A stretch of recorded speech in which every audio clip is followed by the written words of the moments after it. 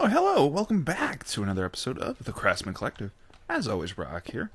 And so, we're doing a little bit of, at least for the moment, we're doing a little bit of caving in the... Oh, I did that wrong. A little bit of caving in our cave world. Not sure if you don't know what a cave world is. It's essentially exactly like it sounds. Let me get up here. Ooh. So, under the surface, pretty much the world is it's we're mostly underground. There is a surface up at the top, and that's where I spawned at when we come into this world. But in general, the whole world is underground, and you have pretty good access to a lot of resources. What is that? Okay, is that marble? Oh, it is marble. But I'm just doing a little bit of caving because I need to start gathering more resources for the newest addition to the Craftsman Collective server.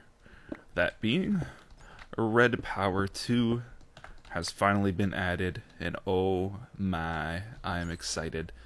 That is kind of one of the bigger things that I missed from the first season of the server is just that access to Red Power, because there's so many tools that we could play with to figure, or so many tools we could play with to just create all kinds of new and exciting things. Like we had the get out of here. We had the what was it? We had the prototype for the sheep farm or the wolf farm. We made that mossy cobblestone generator. We had that one project we were working on. I unfortunately don't have the save from the previous I don't have the set test server from the first world, but I do have a rough idea of how the things work, so I'm excited for that. Just going around collecting a little bit of resources. Let's see. But in general, we are going to be able to get back into the redstone projects, or I guess you could say red power projects and redstone projects in general, with the re-edition of Red Power 2. So, I know that was the biggest thing that I enjoyed from the first season. And we will have it back. And we'll start off today, or we're going to do a little project a little bit later in the episode. So we'll get to that at due time. But I'm going to continue exploring around a little bit, trying to gather a little bit more resources, and then I'll meet you guys back over at the base, and we can start doing something random. I haven't figured it out yet. I'll figure it out then. But I'll catch you guys in a second. Alright, so we are back after our skirmish in the cave world gathering resources. We got quite a load of stuff that we will be processing over time. Let me sort this out a little bit. Quite a bit. And luckily for us, I meant to reset it up, but at some point we will set up an official factory for ourselves to make this processing easier, kind of a self-sufficient. Now, I'm not sure whether it's going to be like Bluetricity maybe, or it might be a magma crucible / magma engine. That's still yet to be determined, but we'll figure that out. We also have lots of new metals that we're gonna have to play with to get all set up. Those different. That's so confusing. There's like 2 or something versions of copper. There's like 3 versions of silver. No. There we go. It's a bit confusing. Yeah, there we go. I gotta figure that all out. Let's see. But yeah, we got quite a bit on our hands to take care of, and I am quite excited for all of that.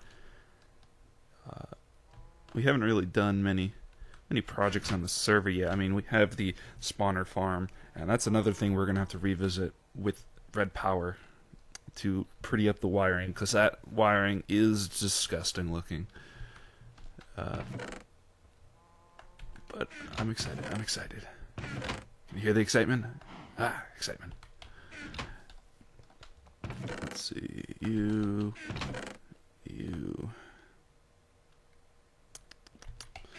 Okay. I haven't really done a huge amount since last time, just because of all the holidays, Christmas time and New Year's time. Well, tomorrow's New Year's for me. When this comes out, it'll be New Year's, but it's been pretty busy. Cal was kind enough to give us a pair of boots of the Traveler, which are pretty much the best thing ever.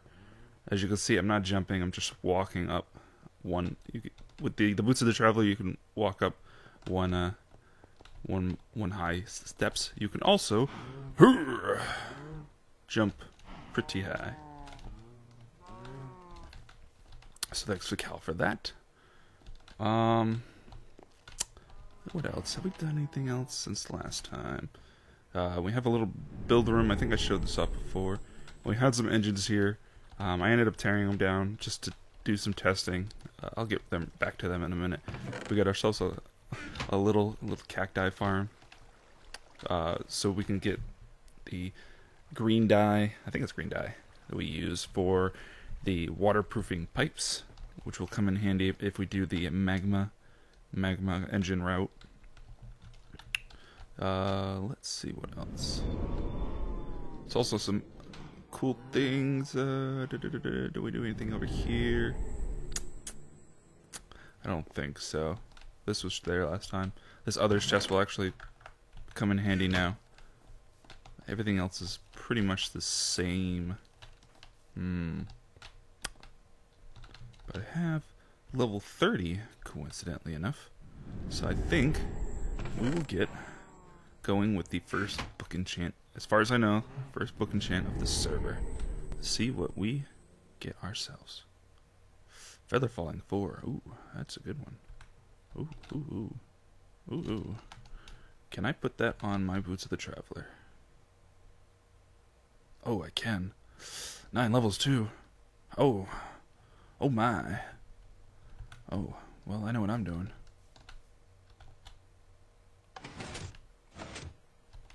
But this is this system right here is definitely something we're going to play a bit more for the wiring up top. It's not really, as I mentioned before, it's not really that pleasant to look at and to kind of work with, and with the kind of bundled wires and all of that, we can get that working a lot better, a lot more, I guess, a lot more efficient. Someone's taking all the potions. Someone gave me, deposited. Okay, resources still? Okay. Actually, what's going on here? Where are these potions coming from? Who's doing this? Who did it? Oh, hit me 9. Come to rock. Yeah, that's gonna hit us 9. We also got some nice, because we're in 1.4.6, we also have fancy new nether brick half slabs, which is gonna make our building a little bit better and awesome. Okay. Oh yeah. Oh, that's so good. This is gonna be awesome. I'm excited. Everything feels new and fresh. I'm hoping to get to, or one thing I'm hoping to do soon is start some terraforming of our cave. I think I'm gonna actually start making it into rooms for various different things. So we'll, instead of just having a hodgepodge of everything in here, we'll start setting up actual rooms with nice trimmings and actual design building work put into it instead of just this. Soon, I think. Maybe within the next couple episodes, I'm hoping to start that, but we'll see. And I'm definitely going to do something with these cows soon. Most likely it's going to be the cow breeding cell system that I had in the first test world server. I'll most likely set it up in one of the rooms. It'll be more like a breeding area, and we'll see if we can set it up for various other animals, so pigs and stuff. Pigs and sheep probably. But that's with that. So the first thing we want, or the next thing we want to do after all of that talk, is we want to start getting ourselves into the red powers. So first thing we are going to need is an alloy furnace. It's been a while. Let's see. I believe it is. Yeah. Excited. Now we can make bluetricity ones, but we don't really have bluetricity. We don't have any Nikolite yet, which we're gonna go farming probably between episodes to get some Nikolite to start possibly playing with the bluetricity stuff. So we'll go with that. Got ourselves some coal, and now we need to start cooking the red alloy ingots. This can be done with, it looks like 4 redstone and an iron ingot, or 4 redstone and a copper. Let's check what we got for resources. Copper is fairly low. We do have quite a bit of iron though. Okay, so we'll just shoot for a stack of red alloy ingots for now, and we'll deal with the rest later. I'm gonna need a smidgen more of this.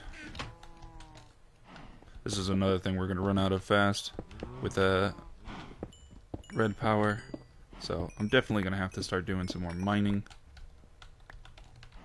to get a lot more of the necessities. So we got iron, 1, 2, 3, 4. Nom. So I'm gonna let that cook up, and then once that's finished, I'll come back with you guys and we'll start playing with the red alloy a bit. So I'll be right back. Yeah, finally done. Got our red alloy. This is going to come quite a bit in handy. I think I'm also going to need to split up my redstone chest a bit, because pipes and machines and turtles and all that are kind of overwhelming it. But we got our red alloy, so when we start our next red power project, we will have... Actually, no, we won't do it now. We'll make the wiring when we need it. We'll leave it as the alloy for now. Now, one thing we want to double check is for one of our projects that we want to do. Now, in the last server, oh, not there. The red power had the ability to spread mossy cobblestone to other cobblestone blocks. So for this, we will put this here. So in theory, if we have water that's next to this, and we are not in this block does not have visibility of the sky, it should in theory eventually spread over to another cobblestone block that has water next to it. So we'll leave that there for a second and look at some other stuff while we test to see. Oh, you see it? There it is. Oh, I'm so excited I threw my pick. So yes, it is true that we can still spread mossy cobblestone via this way. This is going to come in handy because it is exactly the project that we wanted to get into first. It's actually, surprisingly enough, one of the most, searched. That's how quite a few of the people have gotten to some of my videos before, is because of people wanting to know how to make mossy cobblestone generators. Now, we made one in... what episode was it? I don't remember. We made one in the first season. Now, it worked to an extent, but there was two main flaws with it. The first of which is it was way too big. I think we can make a much smaller, much more efficient version of that. And the second of which was it was very inconsistent and could jam up. The problem being that it had the potential to mid processing of it, because the way it worked is it was connected to a T-bud switch. So the act of the cobblestone turning the mossy cobblestone would trigger it, which would then push the block, or would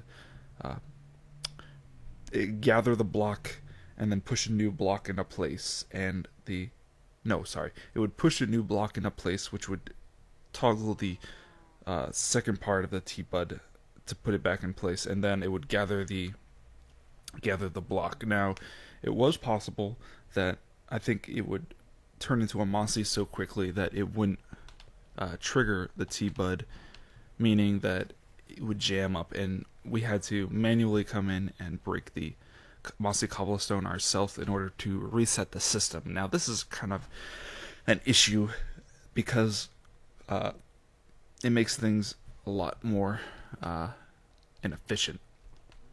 So what we are going to do is we are now going to re-strategize, reset up a new mossy cobblestone system, and set it up like that. So I'm going to jump over to the single player test world. I will then play around with some things, and once I've figured out something good, we will jump back over, or we will cut back in, and I will show you the progress that has been made. So I'll be right back.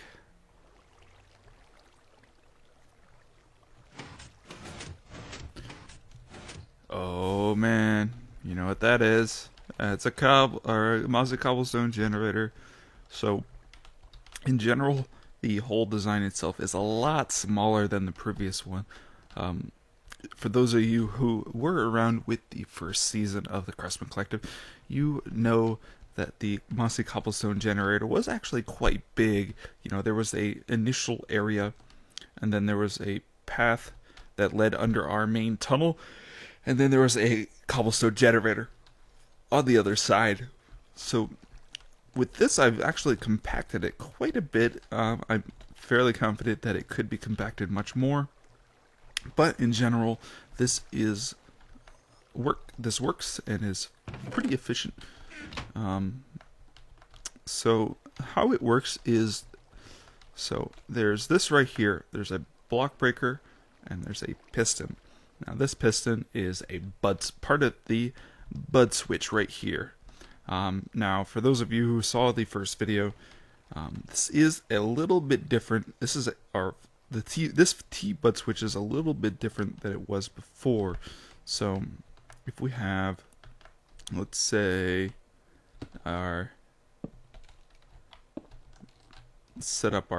quickly set up our T-bud switch. Let's see, like this, and like so. So, previously, the way this T-bud switch would have been set up is like this. This is how the old way, when we first set it up. It's the redstone has undergone some changes since last time, but this is how the wiring for the previous T-bud switch worked. Now, as you can see right here, this is not acting as a T-bud switch, but as a regular bud switch. Now, if we make some to be honest, quite minor changes, we can turn this bud switch into a T-bud switch. It's kind of funny how such a minor change makes a difference. But that is how we modify the Season 1 T-bud switch to this new bud switch. So this right here is the T-bud switch for that piston right there. So what happens is we have this T-bud switch, and we also have this additional torch leading off of it. Now this torch leads down into a an AND gate. Now, once this essentially, it's a lot more efficient because of the AND gate. So once this piston gets block updated from this right here, it will push out this block right here. As you can see right there, it'll push it out, and it will deactivate this section of the AND gate. Now, the other part of the AND gate that gets deactivated is from there being a blocker right here, which is from the cobblestone generator. So once that cobblestone generator pushes a block into place, this gets powered, which then powers this part of the AND gate. So essentially, as long as there's a block right here, and the a mossy cobblestone was created, it will then power two sections. One section is to push the new cobblestone into place, pushing the cobblestone or the mossy cobblestone up one block, and then the second branch leads over to this right here. This is a cobblestone generator. You can see the lava and the water, and it creates the cobblestone right here. And so about 12 ticks after, it probably could be a little bit less, but I put it at 12 ticks for safety. About 12 ticks after this pushes up, this will push this cobblestone into place, and thus the system will technically restart. And that overall is how the mossy cobblestone generator works. It's a lot more compact than the previous version, and a lot more complicated than the previous version, but overall it works a lot better. This is something I'm going to set up in my off time between episodes. I won't set this up today, but I will set it up for next time. So next time we have our episode, we will have the mossy cobblestone generator in our base. Not that we necessarily need a mossy cobblestone generator, but it's a cool project to have. So, oh, that didn't work. But we will set up some pneumatic tubes and such to a chest similar to how we had it in the first season, and we'll go with that. So, with that, we will call it an end of an episode for today. A little shorter than normal, but we did get some good content in there, which is this right here. Now, if you guys are interested in more specifics of how this is constructed, or some type of tutorial of how this is constructed, please let me know, and I will make sure to do some type of tutorial video for this contraption. But with that, we will call it an episode for today, and I hopefully should be back much quicker than this episode was compared to last episode. But as always, this is Rock, and I'll catch you guys next time.